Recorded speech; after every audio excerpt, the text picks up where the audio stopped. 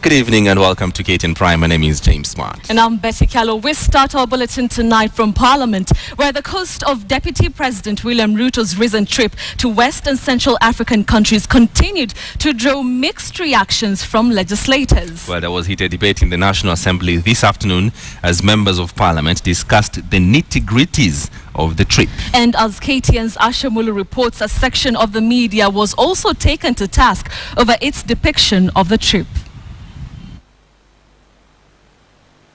The plane was hired on one-off basis at a cost of 18.5 million. 2, the Deputy President cannot use the presidential jet as presidential state instruments are not transferable. This was the government's response on the floor of the House to allegations that the state spent 100 million shillings to hire a private jet for the Deputy President's Pan-African trip, a response that the opposition would not buy. Instrument of power is the command sword and the presidential seal. Mr. Speaker, a jet is not an instrument of power.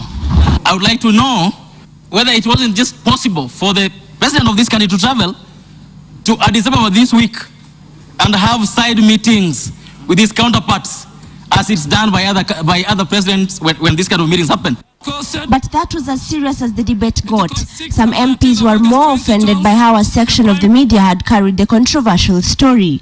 The documents circulating in the media must be a document in the streets. And no wonder the nation media, their sister station, has been closed in Uganda. And this House must dissociate itself from any closure or any, Mr. Speaker, acts that are seen as impeding freedom of press, Mr. Speaker. Female MPs in particular were angered by a satirical piece depicting a caricature of the Deputy President aboard the jet being massaged by women. That cartoon was in very bad faith. As a woman MP, I feel thoroughly offended by that cartoon, Mr. Speaker. I really condemn what that cartoon is trying to portray, but the members who travel can tell us better what happened.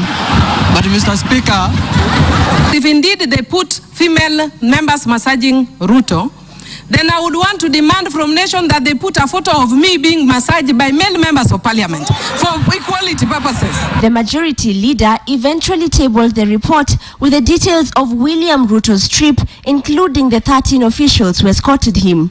Meanwhile, the company contracted by the government for the jet has sent this letter stating that the state paid 18 million shillings to hire the aircraft and not 100 million shillings as claimed.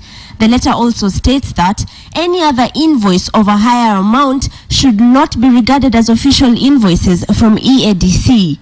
Asha Mulu, KTN, Nairobi.